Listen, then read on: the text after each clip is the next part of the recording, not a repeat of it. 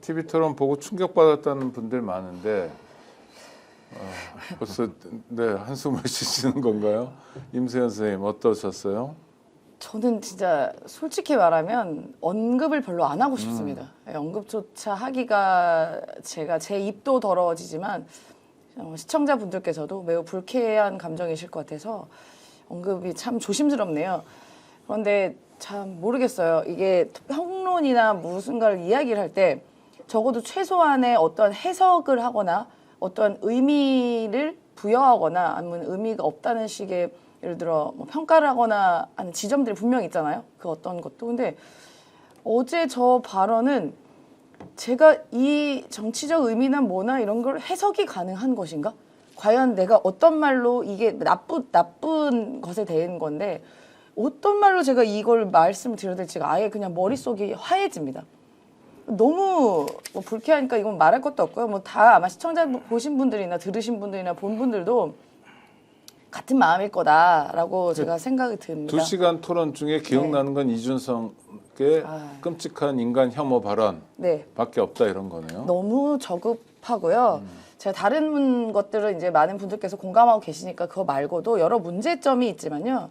첫 번째는 일단은 이 방송이라는 것이 생방송이 발언이 미치는 영향력이라는 게 어쨌든 공중파로서 공공자산으로서 전해지는 것인데 이것에 뭐 비단 그 문제뿐만 아니라 뭐 조롱, 비하, 혐오 이런 표현들을 난무하게 이야기를 했던 게 바로 이준석 후보였습니다.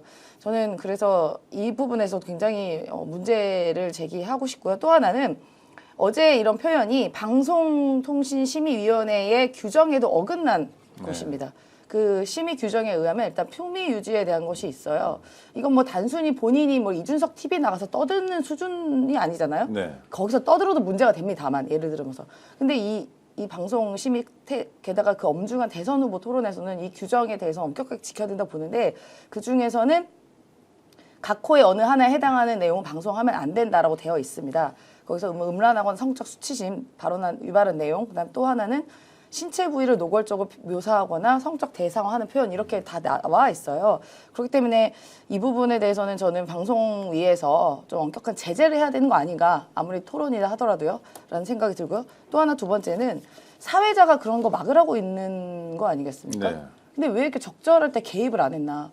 이게 계속 발언을 하니까 뭐 나머지 토론하시는 분들조차 이렇게 벙쪄서 한 4, 5초가량 말을 안 해요.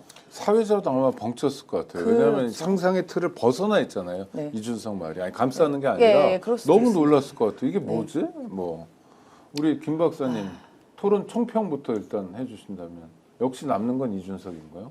뭐 저는 이제 이준석 문제, 그러니까 저는 이 노림수가 있었다고 생각해요. 이준석의 노림수는 이거다. 그러니까 TV 토론, 3차 TV 토론에 남는 건 말씀하신 것처럼 이준석이 말도 안 되는 발언, 내용만 남아 있다. 그래서 이건 매우 철저하게 계산된 저는 선거 발언이라고 생각을 해요. 그러니까 어떤 사람들이 있냐면 아주 일부 사람들인데요. 제가 여기 의학용어를 쓰지 않겠습니다만 도덕 감정이 없고요. 매우 계산적인 판단만 하는 사람들이 있어요. 그러니까 이 토론을 통해서 내가 얻을 수 있는 게 뭐지라고 계산만 하는 거죠.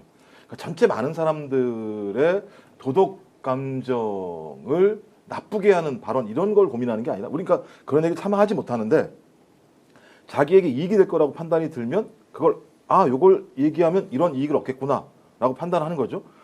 생각을 해보십시오. 이준석 입장에서 이번 TV 토론을 통해서 자기가 얻을 수 있는 이익이 뭐겠습니까?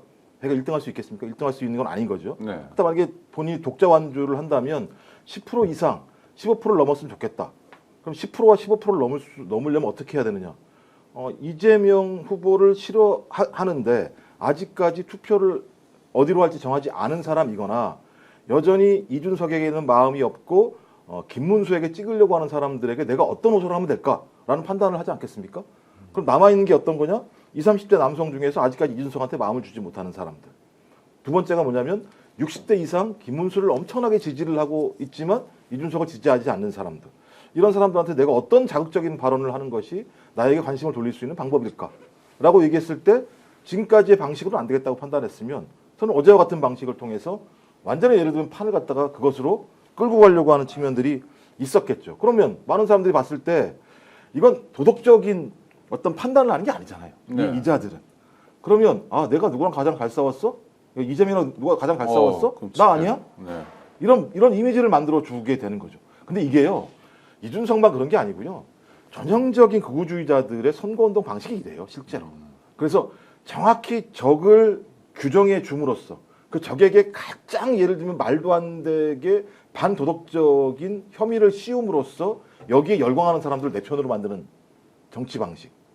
소위 파퓰리즘이라고도 얘기하고 극우주의자들의 선거운동 방식이라고도 얘기하는데 제가 볼 때 나쁜 것만 골라다 배워서 3차 TV 토론에 남는 것 지금 온통 TV 토론 이 얘기밖에 없어요. 이준석 얘기밖에. 저는 이건 노림수라고 생각해요. 철저하게 계산돼. 정말 불쾌하고 불편합니다만 우리 구독자 여러분들과 함께 이준석의 발언, 그 문제 혐오 발언, 단순히 여성 혐오만은 아닌 것 같아요. 그러니까 하여튼 인간 혐오 발언인데요. 잠깐 보시고 오겠습니다. 불편하지만 조금 참아주시고 우리가 이준석이라는 현실 정치인을 어떻게 해야 될지 또 대한민국 정치를 어떻게 해야 될지 살피는 또 성찰하는 중요한 계기가 될 것 같습니다. 한번 틀어주시죠. 권영국 후보님께 좀 여쭤보겠습니다.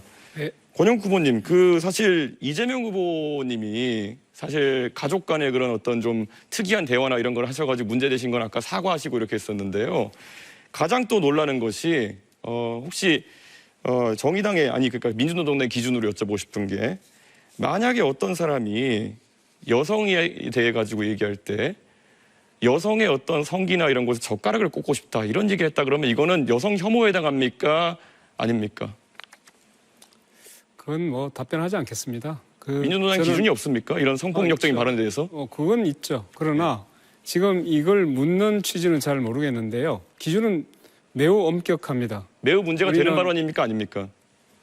우리는 당연히 이제 성적인 학대를 한다든가 이런 부분에 대해서는 누구보다 엄격하게 정하고 있습니다. 이재명 후보님 동의하십니까? 우리 이준석 후보님은 주로는 그런 정부의 앞으로 나아갈 길, 국민의 더 나은 삶 이런 것보다는 그런 신변 잡기에 관심이 많으신 것 같은데 본인의 신변 잡기도 한번 되돌아보시기를 부탁드립니다. 근데 놀라운 건요. 이준석이가 이 발언에 대해서 뭐가 문제냐. 오히려 가식적으로 뭐 젠더 어쩌고 강조하는 더불어민주당이나 민주노동당, 정의당에 대해서 질문한 거다. 내가 혐오한 게 아니라 니들이 혐오에 대해서 어떻게 생각하는 거냐 묻는다라고 아주 뻔뻔한 입장을 밝혔어요. 예, 그 페이스북에다 밝힌 거 말씀하시는 거죠? 그런 거죠. 공공의 방송인 점을 감안하여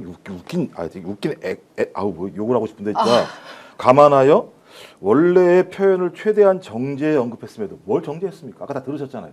저게 정제된 언어라고 얘기한다면 이준석과 대화를 나누는 많은 사람들은 저 인간하고는 앞으로 절대 대화하지 않을 거라고 생각을 할 거라는 생각이 들고 근데 이렇게 했음에도 불구하고 두 후보는 여기에 대해서 평가를 피하거나 답변을 유도하더라. 그러니까 당신들은 왜곡된 성의식에 대해서 전혀 추상 같은 판단을 하지 못하는 인간들이다. 그러니까 너희들은 반도덕적인 인간이야라고 낙인을 찍는 건데, 그래서 이제 이재명 후보가 뭐라 그랬습니까? 당신을 돌아보세요. 당신은 이 문제와 관련해서 그렇게 살아왔습니까? 우리 아직까지 판단 안 됐습니다만 과거에 예를 들면 접대를 받았다는 얘기가 사실 확인이 안 되는 겁니다만 지금 그게 공소시효가 지나가지고 안 된다는 거잖아요. 근데 지금 많은 증거들이 나오고 있는 상황이지 않습니까?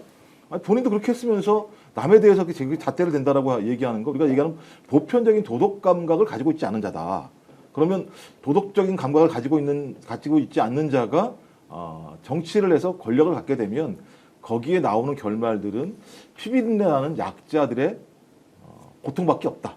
이건 우리가 지금까지 정치 과정에서 다 발견된 내용들이거든요. 그리고 이준석의 정치 방식이 그런 거 아니었습니까? 과거에 본인이 당대표가 됐던 과정에서 젠더 갈라치기하고 그다음에 장애인들의 이동권 요구라고 하는 매우 예를 들면 제가 볼 때는 절체절명의 요구에 대해서 전체 국민들의 발목을 잡는다고 얘기하면서 그들을 폄훼하는 발언들을 하는 걸 보면 이 사람은 약자에 대한 동정심이라고 찾아볼 수 없는 사람이다.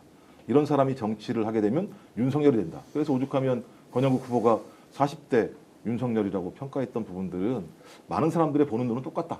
오늘 방송 어떠셨습니까? 마음에 들었다면 구독, 좋아요로 스픽스를 응원해 주십시오. 여러분들의 구독, 좋아요는 가장 큰 힘이 됩니다. 스픽스 구독, 좋아요.